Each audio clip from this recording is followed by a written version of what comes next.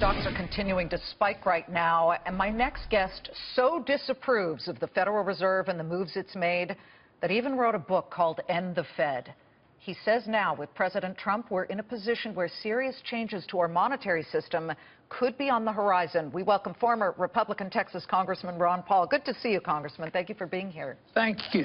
Thank you. Nice to be with you. Can anything the Fed does, anything Janet Yellen does, make you think, well, maybe they're on the right track? Well, if they went on vacation for a long time and just allowed the market to work, we'd like to know what the market's doing. I can't understand why the financiers and Wall Street and the politicians love a manipulated market and think that a few people know what interest rates should be. It's impossible to know, and that's why you have all this mess. This whole idea that you can do central economic planning by manipulating interest rate and the money supply, it doesn't work. And I think the chaos that you're seeing today, how do we figure it out? Why is the dollar going down? Why is gold going up? That's not supposed to happen. In fact, let's show gold right now, folks. It's spiking by, well, just a second ago it was up 16, and I always try and keep an eye on gold and all of the metrics right before the Fed announcement. Gold was only up $1. So here's the intraday picture, and you see that spike. Why do you suspect that is? Well, I think what's coming out of what we're seeing today, and it's been brewing all along, is stagflation.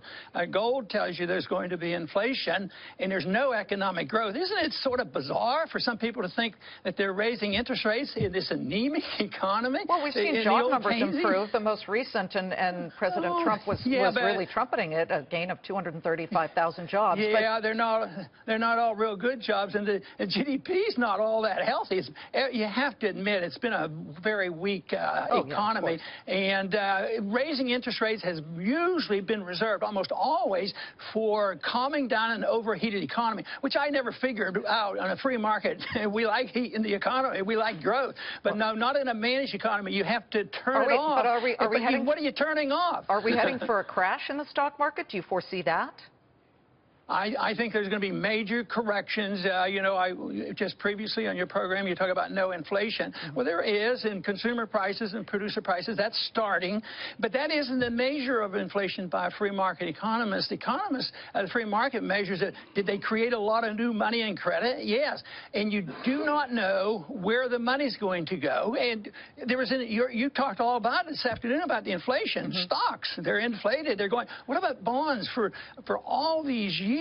You know, since 1980, the bond prices, the value of the bond keeps going up. That won't last. So that's a big bubble. Okay. And I think you're going to see stagflation. The prices are going to go up. The economy is going to remain weak.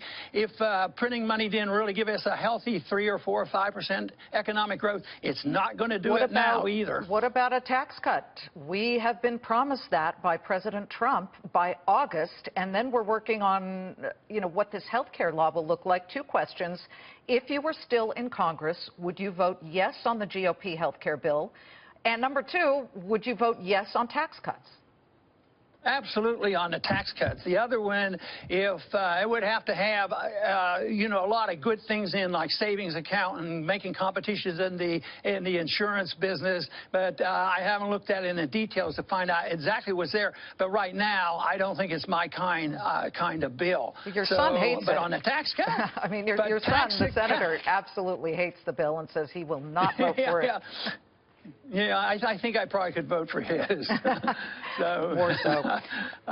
But stocks at these levels, we're up 124 points. What do you want to impart to our viewers who are actually kind of happy about that if they have 401ks or pensions?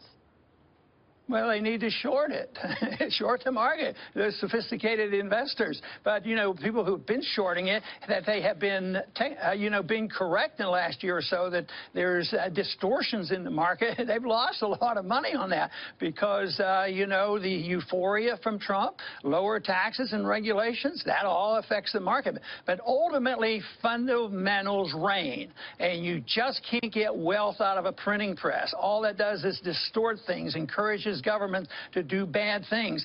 And if I thought all of a sudden we were going to have a radical cut in spending, that would be a different story on the pressure on the Fed.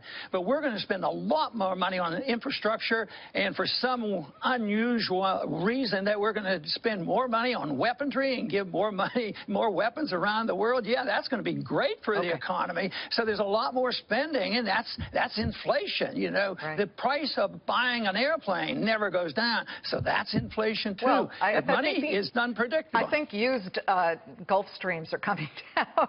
Good to see you for those 1%ers. Congressman Ron Paul, always a pleasure to have you. Thank you so much.